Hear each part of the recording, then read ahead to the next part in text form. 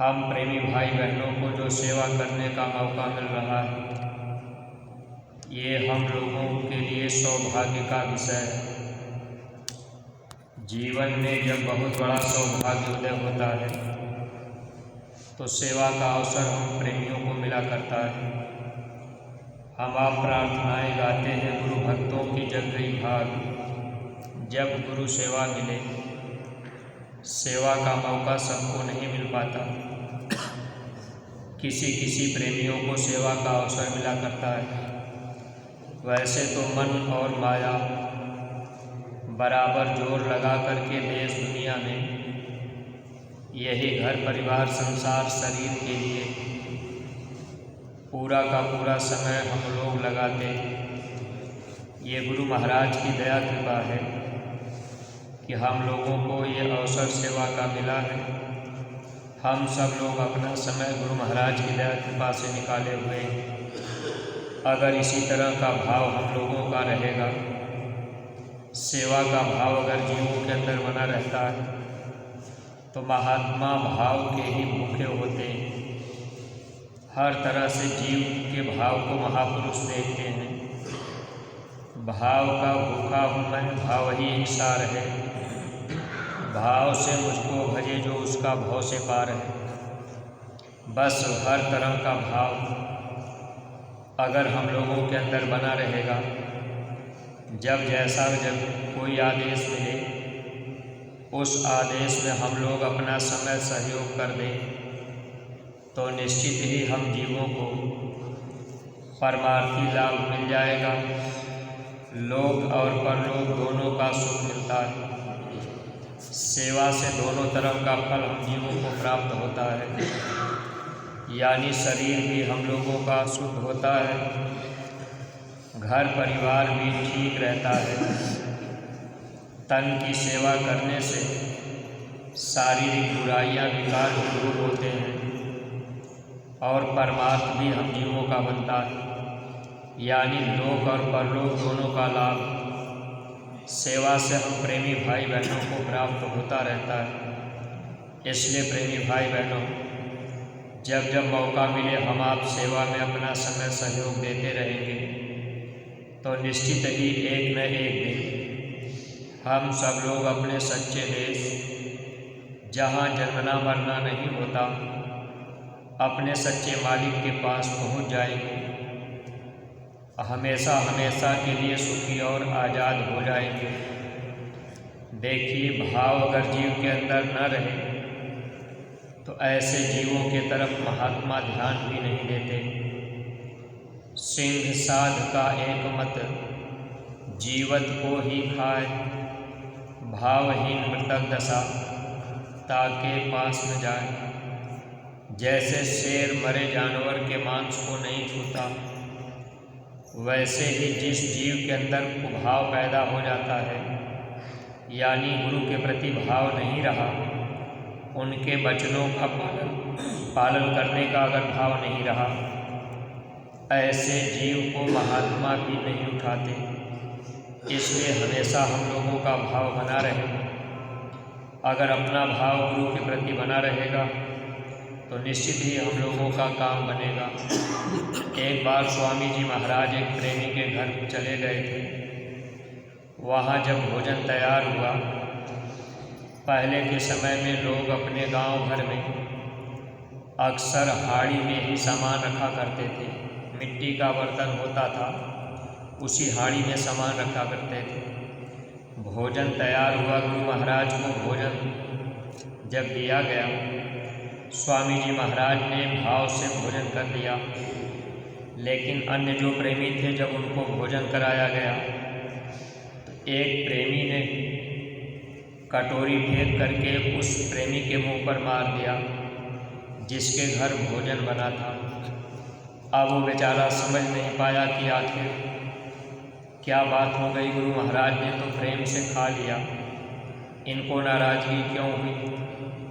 जब ये जानकारी की गई तो जो भोजन बना था उसमें नमक बहुत ज़्यादा थी, यानी जिसमें चीनी डालना था, जिस हाड़ी में नमक था वो तो डाल दिए, और जिस हांडी में चीनी थी वो चीनी वाली हांडी का चीनी नहीं डालना था चीनी, लेकिन पड़ गई उस जगह नमक, और इतना तीखा नमक ही नमक लगता था।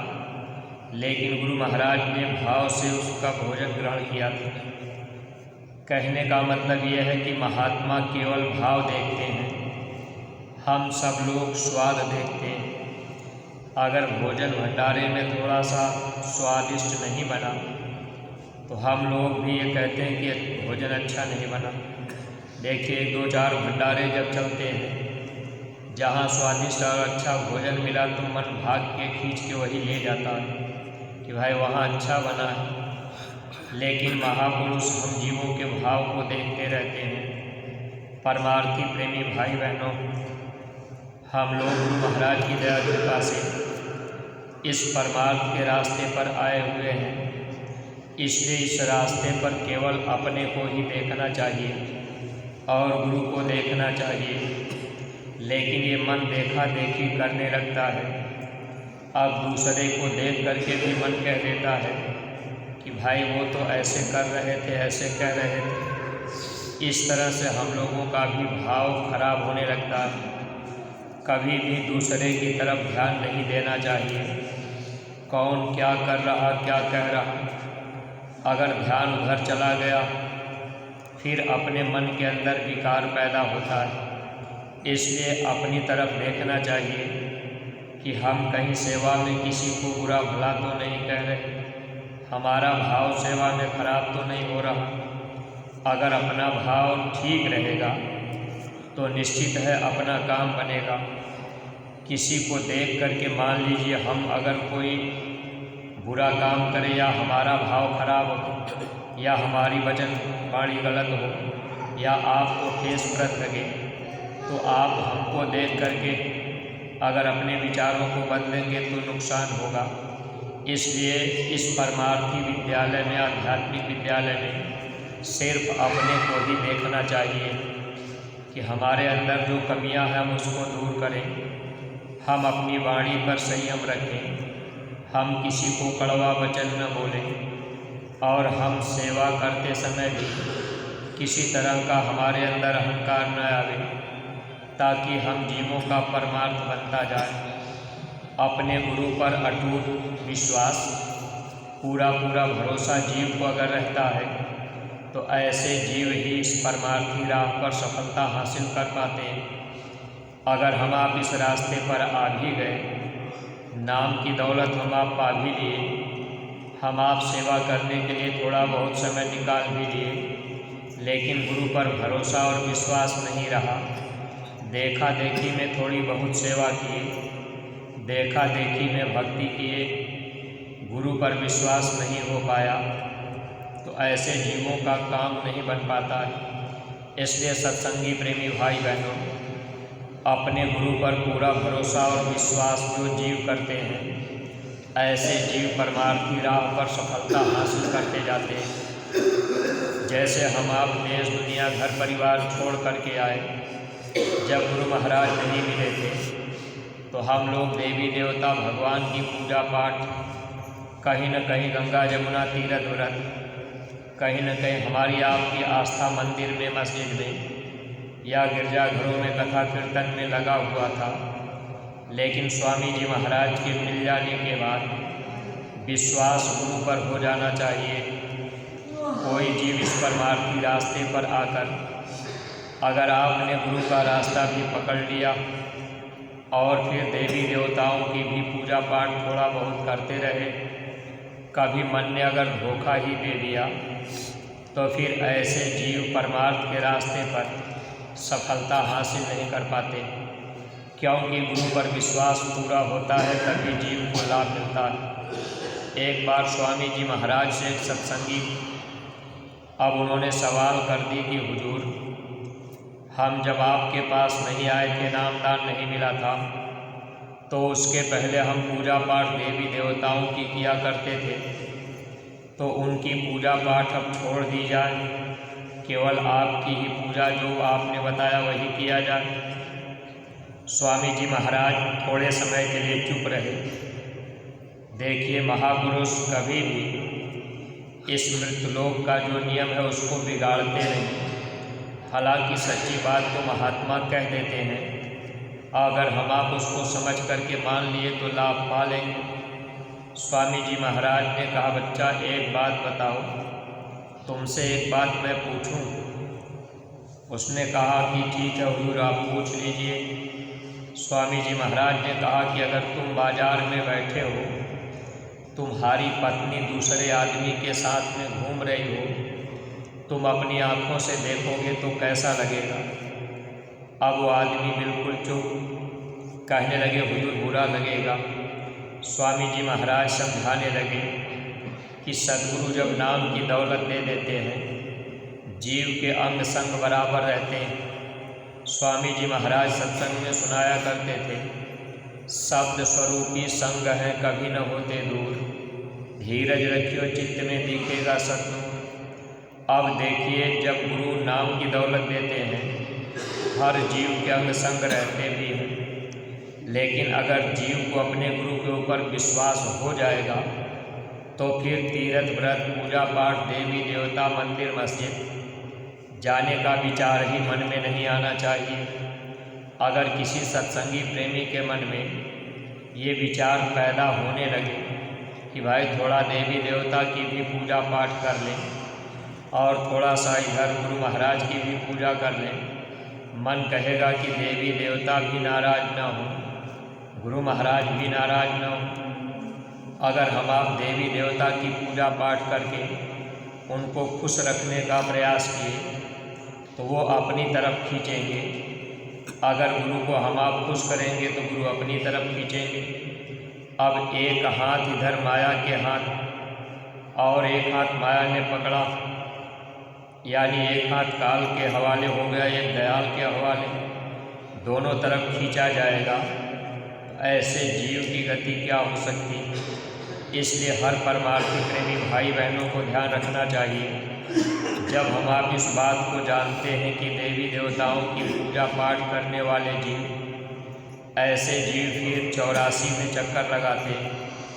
कबीर साहब इसी बात का इशारा किए थे, देवी देवा भुइयाँ भवानी ई मार्ग 84 चलन की। ये रास्ता 84 ले जाने का है। काल भगवान ने जो ये रास्ता तैयार किया है, ये हम जीवों को इसी देश में फंसाने के लिए अब हम सब लोग अगर गुरु महाराज की बातों को नहीं पकड़ पाए, विश्वास नहीं कर पाए, थोड़ा इधर बाहर फंसे रहे देवी देवताओं में, थोड़ा बहुत गुरु महाराज की भी पूजा पाठ किए, तो निश्चित है कि हम जीवों का फंसाव होगा। यही बात को स्वामी जी महाराज माना पंडित को काशी में समझाए कि देखो माना पंडित, बाहरी पूजा पाठ ये कर्मकांड है, ये काल भगवान ने जीवों को रोकने के लिए उन्होंने बाहर में ये सब क्रियाएँ बना दी, जबकि अपने असली मालिक को पाने के लिए सच्चे घर जाने के लिए रास्ता अंदर से जाता। इसीलिए बाहरी क्रिया को महापुरुष हम जीवों से न करा करके जब महापुरुष नाम दान देते हैं तो अंदर की क्रिया सुमिरन ध्यान भजन की विधि बताकर नित्य नियम से बैठने की हिदायत बराबर गुरु महाराज दिया करते थे। पूज्य महाराज जी भी देते रहते। लेकिन कोई कोई जीव संस्कारी होते हैं, किन्हीं किन्हीं जीवों को सद्गुरु के ऊपर भरोसा होता है। कितने सत्संगी एक बार आए नाम दान पाए।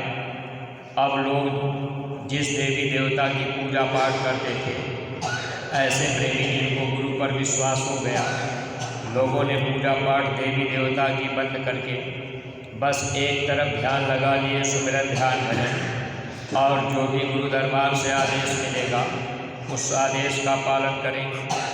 ऐसे कुछ प्रेमी जिनके अंदर दृढ़ता होती है, वो प्रेमी दृढ़ होकर के गुरु के प्रति विश्वास रख करके सारी क्रियाओं को छोड़कर, कर्मकांड को छोड़ करके एक तरफ लग जाते हैं। ऐसे जीवों का परमार्थ बनता जाता है। लेकिन ये मन है धोखा देता है, काल जोर लगाता है। देखिए गुरु अर्जुन देव जी के समय में एक शिष्य थे, उनका नाम था भाई मंच। जमींदार थे, गांव में बड़े आदमी थे। संजोग से वो अपने घर में सुल्तान सखी सरवर का पीर खाना बनाए थे और उनकी उपासना भी किया करते थे। संजोग से एक दिन ऐसे अचानक सत्संग में चले गए। गुरु अर्जुन देव जी का सत्संग हो रहा था। उसी सत्संग में जब भाई मंच पहुँचे, वहाँ जाने के बाद सत्संग सुने। सत्संग सुनने के बाद अंदर में भाव जग गया नाम पाने के।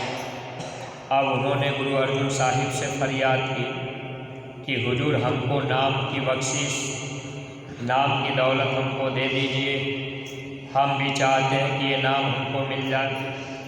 उस समय गुरु अर्जुन साहिब ने कहा कि आप पहले अपने घर जाओ, घर में जो सुल्तान सखी सरवर का पीर खाना बनाए हो, जिनकी उपासना तुम करते हो, अब वो पीर खाना तोड़ करके आओ, तब तुमको नाम दान देंगे।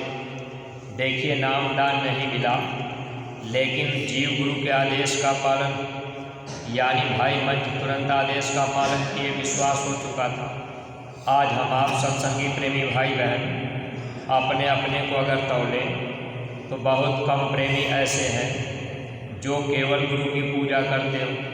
नहीं तो हम आप दुकान अगर किए तो कोई दुकान में लक्ष्मी गणेश की मूर्ति रख लिया, अब एक दो अगरबत्ती वहाँ भी लगा रहे कि भाई इनसे हमारे घर में बरकत बनी रहे। अगर भरोसा हो जाता तो फिर हम आप लक्ष्मी गणेश की मूर्ति पर अगरबत्ती क्यों जलाते। अब कहीं कोई ऐसी दुकान किया जहाँ भगवान विश्वकर्मा की मूर्ति लगा करके पूजा कर रहे, बगल में गुरु महाराज की भी फ़ोटो लगा के, तो ये हम जीवों के लिए समझने की बात है। भाई मंच को जब गुरु अर्जुन साहिब ने कहा कि जाओ अपने घर में जो सुल्तान सखी सरवर अब उनकी पीर खाना जो बना रखे हो उनको तोड़ करके आओ, घर पहुंच करके भाई मंच अब वो पीर खाना तोड़ करके ईंटे बिखेर दिए।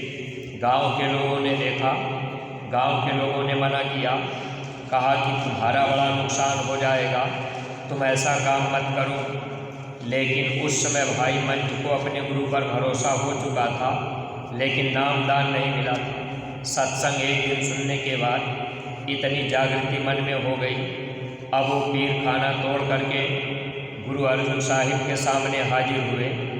उन्होंने देखा कि ये जीव अधिकारी विश्वास है, जिसके अंदर विश्वास गुरु के प्रति होता है, वही जीव वो दौलत पाने के अधिकारी होते हैं। सत्संगी प्रेमी भाई बहनों, देखिए उस समय गुरु अर्जुन साहिब ने नाम की दौलत दे दी। नाम दान देने के बाद क्रिया सुमिरन ध्यान भजन की बता दी। अब भाई मंच अपने घर में रहकर सुमिरन ध्यान भजन की क्रिया करने लगे। कुछ दिन ही बीता, गुरु ने साथ में ही परीक्षा भी शुरू कर दी कि आखिर भाई मंच मेरे ऊपर कितना विश्वास करता है। हर जीव की परीक्षा महापुरुष करते रहते हैं, लेकिन जीव को जल्दी समझ में नहीं आ पाता कि भाई हमारी परीक्षा हो रही, हम फेल हो रहे कि पास हो रहे। अब भाई मंच अमीर था, जमींदार था, लेकिन देखिए जब उन्होंने परीक्षा शुरू की तो पहले उनके घर में हाथी घोड़े जो थे वो मरने लगे। हाथी घोड़े मर गए, फिर धीरे धीरे जमीन जायदाद भी बिक गई, गरीबी धीरे धीरे आने लगी, गांव के लोगों का कर्जा भी हो गया। अब धीरे धीरे गांव के लोग कहने भी लगे कि अरे अब से भी अपने गुरु का पथ छोड़ करके ये जो पहले तुम पूजा करते थे सखी सुल्तान सखी सरवर की, इनकी पीर खाना को तैयार करके यही पूजा किया करो, वरना तुम्हारा बहुत बड़ा नुकसान हो जाएगा। देखो गरीबी आ गई, हाथी घोड़े मर गए, तुम्हारी ज़मीन जायदाद बिक गई, तुम कर्जदार भी हो गए। अब गांव के लोग कहने लगे कि तुम ऐसा करो, पीर खाना फिर से बनवाओ। लेकिन उसको अपने गुरु पर भरोसा था, उसने कहा कि नहीं, मैं पीर खाना अब दोबारा नहीं बनाऊंगा, मुझे गुरु ने रास्ता बता दिया है।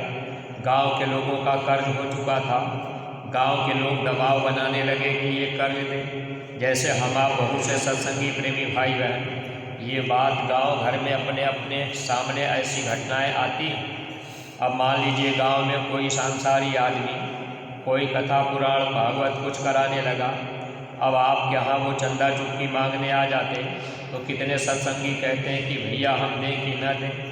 अब आपको तो समझना चाहिए, आप अपने गुरु की पूजा के लिए कोई चंदा चुटकी तो मांगते नहीं भाई। हम आप तो किसी से दुनियादारों से मांगने नहीं जाते, और जब गुरु मिल जाए तो गुरु पूजा में सबकी पूजा, फिर अलग से किसी की पूजा करने की ज़रूरत नहीं रहती। लेकिन सच्ची बात कहने में कड़वी होती है। अब हम आप दबाव में आ जाते। गांव के लोगों ने एक बार भाई मंच के ऊपर दबाव बनाया, कहा कि देखो कर्जा है, कर्जा तुम्हें जल्दी भरना पड़ेगा, नहीं तो ये सखी सरवर सुल्तान सखी सरवर की तुम मंदिर ये पीर खाना बना दो। उस समय भाई मंझ गांव छोड़ करके चले गए, कहने लगे कि मैं पीर खाना बना नहीं सकता, और वो गांव छोड़ करके बाहर रहने लगे। अब ज़मींदार आदमी थे, कुछ करने आता भी नहीं था, फिर भी अब गरीबी आ गई, कर्ज भी हो गया। बाहर गए तो बाहर गुजारा कैसे होगा, घास काट करके बेचते थे और उसी से अपना गुजारा करते थे। भाई मंच उनकी स्त्री और एक उनकी बेटी थी, 3 लोग थे। अब बेटी भी धीरे धीरे सयानी हो चुकी थी। अब देखिए उस समय कुछ ही दिन बीता था तो गुरु अर्जुन साहिब ने फिर परीक्षा लेना शुरू की। अब एक शिष्य को भेजे एक चिट्ठी ले करके, कहने लगे ये चिट्ठी लेके जाओ भाई मंच के पास और उससे कहना कि इस चिट्ठी की कीमत 20 रुपये है, जब वो 20 रुपये दे तब चिट्ठी देना। देखिए जब एक शिष्य पहुंचा दरवाजे पर, उसने कहा गुरु महाराज का संदेश है, चिट्ठी आई है, लेकिन इसकी कीमत पहले 20 रुपया चुका दो, तब ये चिट्ठी हम आपको देंगे। सत्संगी प्रेमी भाई बहनों, देखिए गुरु का संदेश भाई मंच के पास पहुंचा। अब संदेश सुनने के पहले, संदेश तो चिट्ठी में लिखा था लेकिन उसकी कीमत पहले देनी थी। आज हम सत्संगी प्रेमी भाई बहनों को अगर ये बात सामने आ जाए तो हम आप जल्दी तैयार नहीं हो पाएंगे। जब गुरु दरबार से कोई सेवा लगाई जाती है, जानकारी दे भी दी जाती है, फिर भी हम आप उस तरह से सेवाओं पर ध्यान नहीं दे पाते हैं। लेकिन भाई मंच का विश्वास अपने गुरु के प्रति इतना ऊंचा रहा। भाई मंच उस समय क्या काम किए, अपनी औरत से बोले 20 रुपये कीमत चुकानी है, पैसे तो है नहीं। औरत ने कहा कि मेरे कान नाक में कुछ ये सोने के जो जेवर हैं, कुछ हाथों की चूड़ियाँ, इनको आप ले जा करके बेच करके ये चिट्ठी ले लीजिए, गुरु महाराज का संदेश है। देखिए इतना प्रेम अपने सद्गुरु से और इतनी कड़ी परीक्षा शायद ही कोई जीव टिक पावे। अब उस समय भाई मंच वही काम किए। अब सोने के जो थोड़े बहुत नाक कान में जो सोने के गहने थे, हाथ की चूड़ियाँ ले जा करके बेचे। सुनार ने कहा कि इतने की कीमत बस 20 रुपये हो रही। भाई मंच ने खुशी खुशी कहा कि बस हमें 20 रुपये की ज़रूरत है। 20 रुपये मिल गए। 20 रुपये ले आकर शिष्य को दिए, चिट्ठी ले ली। अब शिष्य तो 20 रुपये लेकर के गुरु साहिब के पास चला गया। इधर भाई मंच चिट्ठी ले करके अब वो चिट्ठी अपने माथे लगाते, कभी वो अपने मुंह से चूमते, कभी चिट्ठी को अपने हृदय से छाती से लगाते। इतना प्रेम चिट्ठी से गुरु का संदेश उन्होंने पढ़ भी लिया। देखिए ऐसे धीरे धीरे समय गुजरा। 2 साल बीतते बीतते अब फिर गुरु ने दोबारा परीक्षा ली। एक शिष्य को भेज करके कहा जाओ भाई मंच को ये चिट्ठी अब की बार देना, कहना कि इसकी कीमत 25 रुपये है, जब वो 25 रुपये दे तब चिट्ठी देना। दोबारा फिर जब पहुंचा, संदेश पहुंचा, चिट्ठी शिष्य लेके पहुंच गया। भाई मंच के पास 25 रुपये थे ही नहीं। अब वो अपनी औरत से बोले कि अब क्या किया जाए, अब तो कोई गहने भी नहीं और है भी कुछ भी नहीं, किसी तरह से अपना गुजारा करते थे, पेट भर लेते थे। उस समय भाई मंच ने कहा अपनी पत्नी से, एक समय था उन्हीं के गांव का चौधरी, चूँकि भाई मंच जमींदार आदमी थे, चौधरी अपने बेटे से भाई मंच की बेटी की शादी करना चाहते थे। लेकिन भाई मंच ने चौधरी रिश्ता छोटा समझकर, क्योंकि ये जमींदार थे, चौधरी उनसे छोटे थे, तो उस समय भाई मंझ ने इनकार कर दिया था। लेकिन भाई मंझ अपनी औरत से कह रहे कि एक काम करो, जाओ गांव और चौधरानी से कहना कि अब हम ऐसे हालत में अपनी बेटी का रिश्ता उनके बेटे से करने के लिए तैयार हैं। भाई मंझ की स्त्री गई चौधरानी से बताई कि हम रिश्ता करने के लिए तैयार हैं, लेकिन हमको 25 रुपये चाहिए। चौधरानी 25 रुपये दे दी। अब स्त्री बेचारी 25 रुपये ले आकर के भाई मंझ को थमाई। भाई मंझ गुरु भाई को 25 रुपये दे करके चिट्ठी ले ली। दोबारा चिट्ठी लेकर के उसी तरह से प्रेम किए। लेकिन देखिए प्रेमी भाई बहनों, ऐसी हालत में कोई भक्ति कर पाता है। यानी गरीबी भी सब कुछ खत्म हो गया, हाथी घोड़े भी मर गए, जमीन भी बिक गई, गांव भी छोड़ दिए, कर्जदार भी रहे। लोगों ने बहुत प्रयास किया कि भाई तुम अपने घर में सुल्तान सखी सरवर की मंदिर बना। अभी हम सत्संगी प्रेमियों की हालत क्या है? सत्संगी प्रेमी भाई बहन अगर उनके दरवाजे पर जाया जाए तो अभी कितने सत्संगी अब कोई शिव की मंदिर, कोई दुर्गा की मंदिर, कोई काली की मंदिर अपने दरवाजे पर बनवाया करते। अब कितने लोग अब अपने दरवाजे पर पहले से बना है तो तोड़ने की तो हिम्मत ही किसी को नहीं है। लेकिन देखिए गुरु अर्जुन साहिब के समय का ये दृष्टांत है कि उनके घर में ये सुल्तान सखी सरवर का पीर खाना होने के बाद भी उन्होंने तोड़ करके नाम दान दिया था। तोड़ दिए और गुरु पर विश्वास पूरा रखे। बहुत से लोग बहुत कुछ कहते रहे, लेकिन उनकी बातों का परवाह नहीं किए। कुछ दिन के बाद गुरु अर्जुन साहिब ने अपने एक प्रेमी को भेज करके कहा कि जाओ भाई मंझ से कहना कि गुरु साहिब ने गुरु दरबार में बुलाया। अब जब वो सूचना मिली, भाई मंझ सूचना सुनते ही अपनी पत्नी बच्ची को लेकर के गुरु दरबार में चले आए।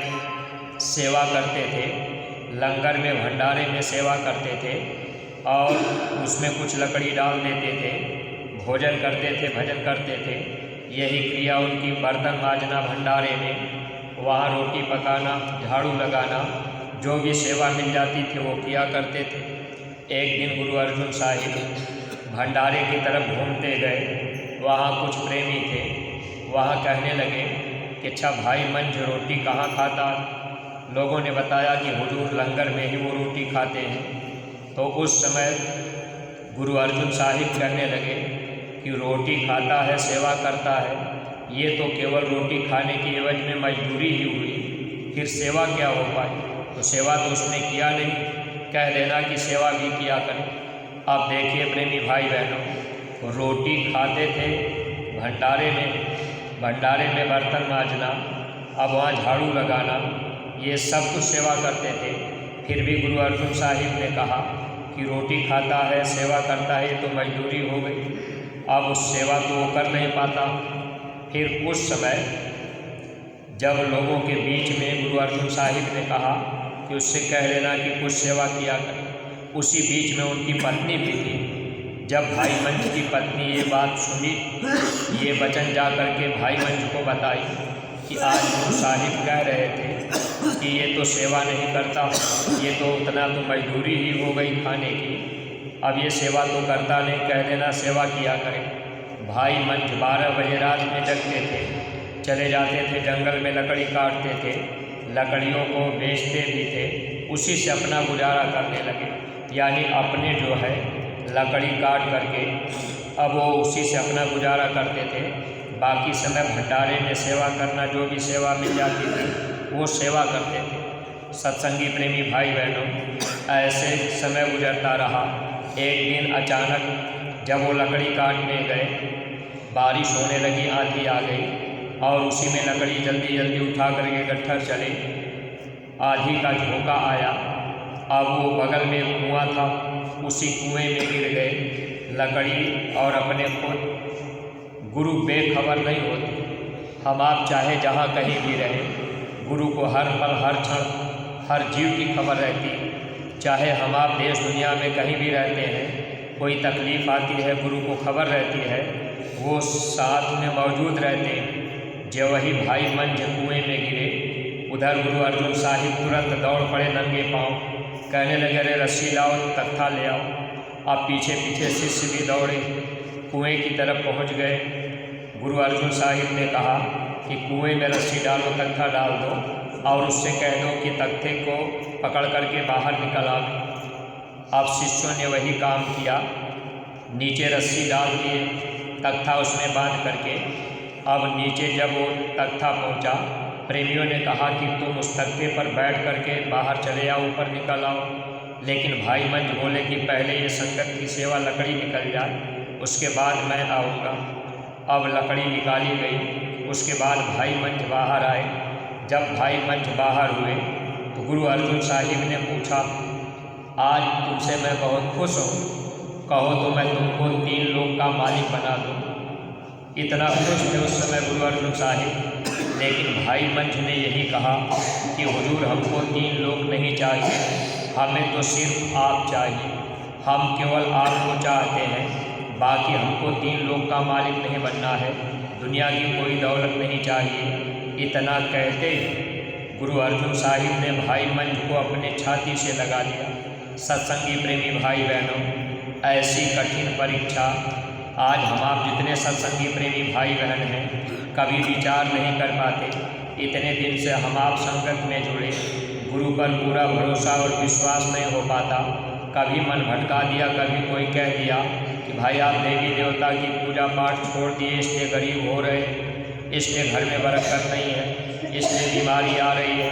अब हम आप दुनिया की बातों को मान लिए। अरे बीमारी अगर टालेगा, कोई टालने वाला है तो सिर्फ सद्गुरु टालते हैं। दुनिया के लोगों से अपना काम नहीं बनेगा, बने तो सद्गुरु से बने, नहीं बिगड़े भरपूर, गोस्वामी बने जो और से, ता बनिबे पर दूर। अगर बनेगा तो सद्गुरु से बनेगा, बाकी दुनिया के लोग या कोई देवी देवता कुछ दे भी दे तो ऐ प्रेमी भाई बहनों, उसका बदला चुकाना पड़ता है। भूत प्रेत भी कुछ अगर आपकी मदद कर दे तब भी बदला चुकाना पड़ेगा। इसलिए हमेशा आशा उम्मीद अपने सद्गुरु से ही रखनी चाहिए। जीवन में उतार चढ़ाव आता जाता रहता है, लेकिन गुरु का दर छोड़कर, गुरु के रास्ते को छोड़कर इधर उधर कभी भटकना नहीं चाहिए। देखिए, आपकी दूसरी क्रिया का समय हो रहा, इसलिए हम अपनी वाणी को यहीं पर विराम दे रहे हैं। कोई बात अटपटी लगी है तो आप क्षमा कीजिएगा। सब लोग सामूहिक आरती करेंगे। जय गुरुदेव।